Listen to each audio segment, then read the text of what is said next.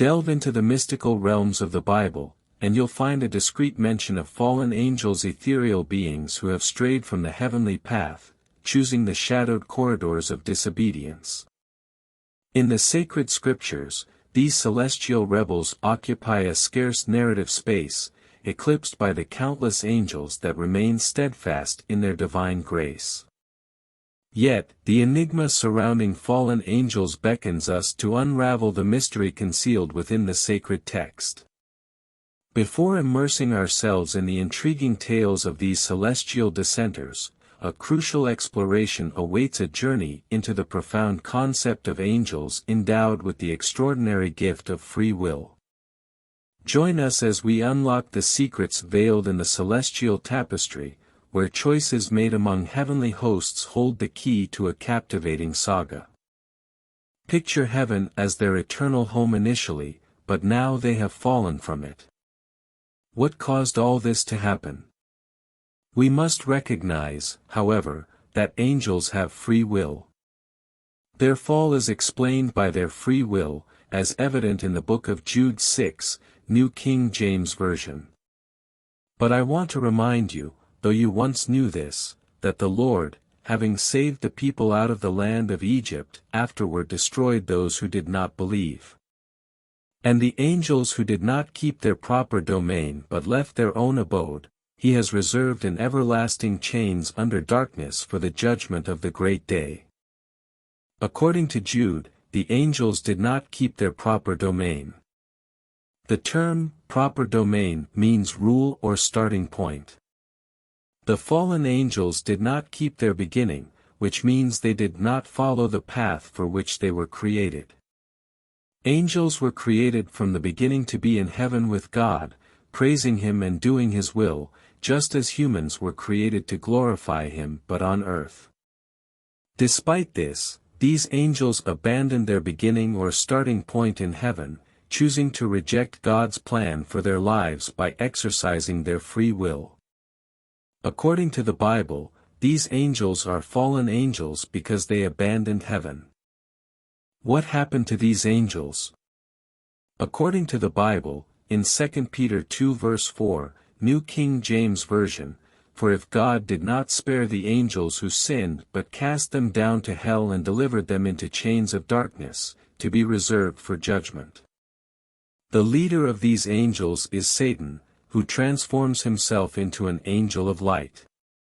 Paul's statement about Satan shows what he once was in 2 Corinthians. Exploring the pages of the New King James Version, I discover intriguing revelations about the subtle transformation of those who seek to mimic true believers.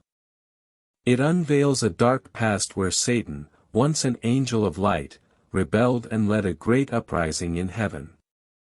The celestial war narrated in Revelation 12 reveals the clash between Michael and his angels against the dragon and its followers, with the latter being cast down to earth. In this epic tale, it is revealed how the great dragon, Satan, deceiver of the world, and his angels fell from heaven, bringing with them a fury that is now unleashed upon the earth. The voice echoing in the heavens proclaims the arrival of salvation and divine power, signaling the expulsion of the accuser of the brethren. Victory is achieved through the blood of the Lamb and the courageous testimony of those who defy even death. In this apocalyptic scenario, the call to rejoice resonates in both the heavens and the earth, while a warning is sounded about the wrath of the dragon, aware of its limited time. Thus, the New King James Version reveals not only a historical account but also a narrative of celestial conflicts that arouses curiosity about the mysteries behind the fall and redemption in this cosmic battle. Known as the and Satan in verse 9, he engaged in an epic battle against Michael, the archangel and leader of the angels. The celestial conflict between him and his angelic followers against the divine forces resulted in a stunning defeat. The great dragon, along with his angels, was cast out of heaven. The intriguing Revelation 12 verse 4 reveals a conspiracy against God, with a third of the angelic host following the adversary. An astonishing sign manifests in the sky, a woman clothed with the sun, with the moon under her feet, and a crown of 12 stars on her head. Her pregnancy is associated with labor pains and distress. In this celestial drama, a great scarlet dragon with 7 heads, 10 horns, and diadems confronts the woman who is about to give birth. The narrative takes a surprising turn with the birth of a male child destined to rule over all nations with an iron rod. However, the dragon seeks to devour the newborn. The story becomes even more fascinating as the woman flees to the desert, a place prepared by God to be her refuge for 1,260 days.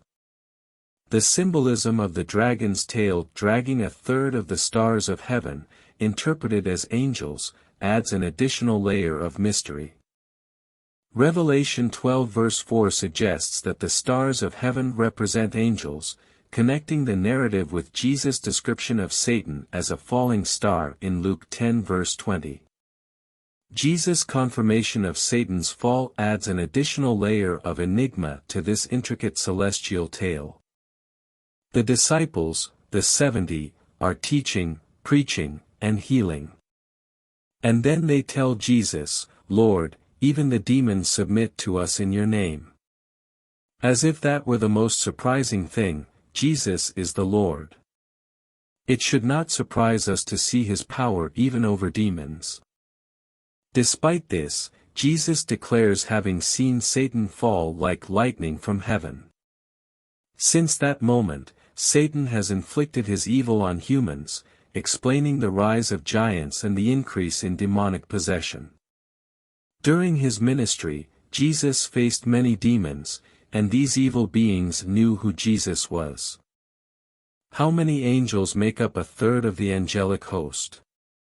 The Bible does not provide a definitive answer, but we can speculate by examining what it says about these heavenly beings. We have met some angels in the scriptures, such as Gabriel, Michael, and those who descended to Sodom, or those present at the resurrection of Jesus. Genesis 28 tells us about many angels in heaven when God promised blessings to Jacob. As we delve into the scriptures, we discover the presence of these celestial beings playing significant roles in divine history. How many are there really? It's an intriguing question that may never have a definitive answer. In a remote place, someone placed a stone as a pillow and lay down to rest. In that moment, something extraordinary happened, a dream seized their being. In the vision, they beheld a ladder leaning against the earth and reaching the heavens, upon which divine angels ascended and descended. At their side, the Lord spoke to them, identifying as the God of their ancestors Abraham and Isaac, promising them the land where they lay and a descendants as numerous as the dust of the earth. The revelation continued, encompassing cardinal directions and blessings for all families on earth. A promise backed by divine assurance of always being with them, protecting wherever they went. The awakening from this dream left Jacob in awe, recognizing that the place he occupied was nothing less than the house of God, the gate of heaven. In this intriguing tale, Jacob witnesses celestial activity of angels ascending and descending on the ladder he calls Bethel, the house of God. This dream, narrated with wonder, invites exploration into the mystery of how many angels exist in total, and while scriptures offer some clues, they leave numerous questions unanswered. A later passage, in Matthew 26, takes us to another scene, this time with Jesus and Judas, where betrayal and arrest unleash a series of intriguing events, opening the door to more questions about the role of angels in fulfilling divine purposes. Before we continue, if you like this type of content and want to know all the stories in the Bible and their explanations, subscribe now and click the notification bell to receive everything as soon as we post it. Don't forget to leave your like so that YouTube recommends all the videos for you. He drew his sword and struck the servant of the high priest, cutting off his ear. Jesus then said, "Put your sword back in its place, for all who take the sword will perish by the sword. Or do you think that I cannot appeal to my Father, and he will at once send me more than 12 legions of angels?" Matthew 26 verses 52 to 53. The intriguing detail lies in Jesus mentioning more than 12 legions of angels that could be sent by the Father to aid him. The term legion prompts us to question what this number truly represented in that context. Back then, a legion comprised about 6,820 men. So, multiplying this number by the mentioned, more than 12 legions of angels, brings us to an impressive 81,960 angels. This is the only place in the scriptures where we find a reference to such a large contingent of angels. However, this raises an intriguing question: how many angels exist in total? If we consider heaven, including fallen angels and hell as part of judgment, the figure surpasses the 81,000 mentioned by Jesus on that fateful night when he was arrested. The discussion deepens when comparing passages that speak of fallen angels being cast to the earth, Revelation 12, and to hell, 2 Peter 2. How do we reconcile these divergent narratives?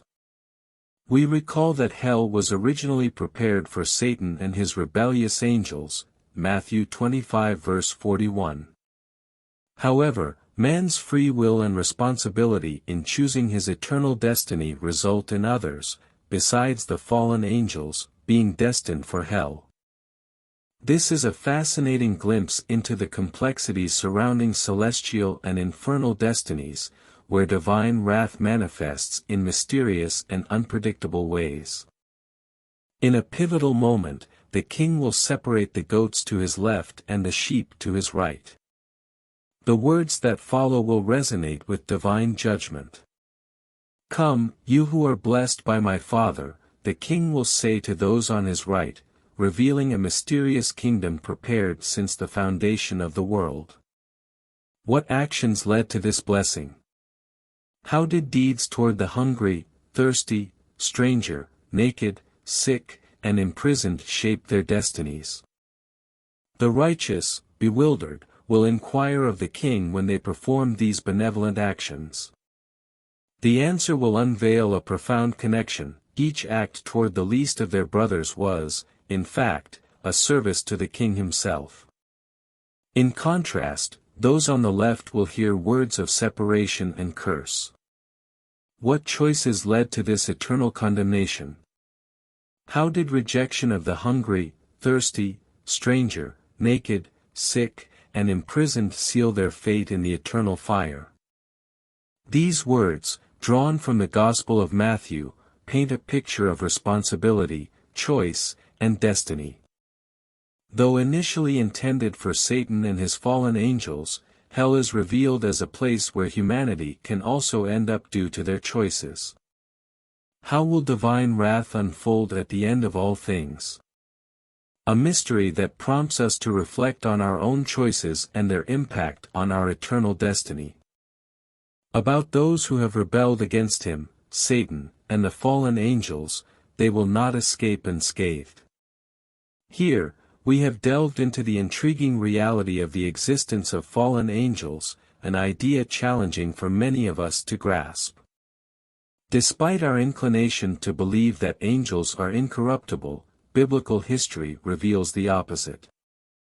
The fallen angels, known as the third of the angelic host who followed Satan in his great rebellion, constitute a colossal attempt to overthrow God and seize control of heaven. However, this audacious attempt was a colossal failure, and Satan along with his rebel angels were cast out of heaven. Now, some of these fallen angels reside in hell, while others wander the earth, following separate paths. According to the biblical account in Genesis 6, some fallen angels mixed with humans, resulting in the existence of giants, the offspring of angels and human women. Let's remember three intriguing truths about Satan and the fallen angels. Jesus and Satan are not equals, and it is a mistake to consider them opposites. Although Satan may be cunning and powerful, the power disparity between him and God is vast. No being, whether fallen or righteous angel, can match the power of Jesus. Angelic beings are more powerful than humans, but they do not surpass the Holy Spirit. On the other hand, underestimating Satan's power is also dangerous. Though not stronger than God, he surpasses human strength. For millennia, Satan has devised dark and malevolent plans, showing skills as a skilled liar and manipulator with unmatched power for any mortal human being. While we must be vigilant against his cunning, we must also remember that, in the end, no being, no matter how powerful, can compete with the strength and power of Jesus. The mystery surrounding Satan is intriguing. His true name remains in the shadows, as if darkness itself wants to conceal it. Is this lack of knowledge a divine strategy to signify that he is not even a threat significant enough to warrant the revelation of his name? Curiosity awakens as we wonder why we need not fear him. Although Satan and his fallen hosts could easily defeat us, a captivating perspective emerges. Those who follow Jesus are united with him by the Holy Spirit, granting them a power that transcends any threat from the evil one. What kind of connection is this that renders him powerless against Jesus' followers? The prediction of Satan's defeat goes back to the early chapters of Genesis, where God proclaims his defeat even after leading Adam and Eve astray. The enmity between the offspring of the woman and that of the serpent reveals an epic battle that culminates in a fulfilled promise through Jesus' sacrifice. How will this promise be fully realized? Jesus, despite receiving a fatal blow, crushes the serpent's head in his sacrifice. An eager anticipation arises when thinking about the day when that ancient serpent, Satan, will be cast into a lake of fire, bringing an end to his malevolent reign. The cross of Christ becomes the source of a hope that frees us from any fear. In this spiritual narrative, it's easy to get lost in the invisible forces at play. Preparation for spiritual warfare becomes an urgent necessity. How many of us, raised in modern times, are blind to the spiritual ages and battles waged in invisible dimensions? Active participation in these struggles exposes us to spiritual attacks, and ignorance can be the greatest weakness. Words about the power of Jesus take on a deeper meaning when we realize that it goes beyond rhetoric. It is an active force in the spiritual battles we face. Are we prepared for that warfare beyond words? Every day, in the mysterious intersection between life and posthumous hope, a spiritual battle unfolds around us. To become effective spiritual warriors, we must immerse ourselves in prayer, tune our hearts to the palpable presence of the divine, and cultivate discernment. In this struggle, our adversary is formidable, but the greatness of our God is even more astonishing. However, beyond this intense contest, have you ever wondered about fallen angels and the divine plan? The story of these fallen beings not only reminds us of the reality of spiritual warfare but also the redeeming power of God through Jesus Christ. What hidden revelations can be uncovered in this narrative? How does this affect our understanding of good and evil? If this journey through the domains of fallen angels and the divine design has piqued your interest, share your thoughts and reflections in the comments. Every new learning and source of inspiration is valuable. Let us know if this story has enlightened you in any way. If you liked this biblical explanation and would like to know others, click on the video that will appear below to delve deeper and learn even more about the Bible. Thank you for watching this far and see you in the next video.